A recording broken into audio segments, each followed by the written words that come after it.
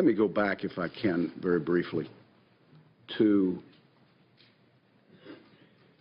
the decision to publicly go out with your results on the email. Was your decision influenced by the Attorney General's tarmac meeting with the former President Bill Clinton?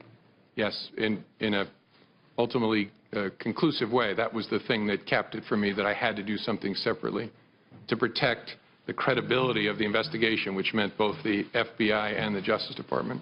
Were there other things that contributed to that that you can describe in an open session? There were other things that contributed to that. One significant item I can't. I know the committee's been briefed on.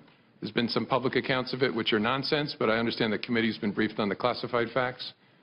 Probably the only other consideration that I guess I can talk about in an open setting is that at one point the Attorney General had directed me not to call it an investigation, but instead to call it a matter, which confused me and concerned me. But that was one of the bricks in the load that led me to conclude I have to step away from the department if we're to close this case credibly.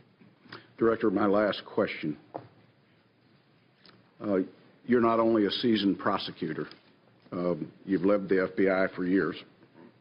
You understand the investigative process.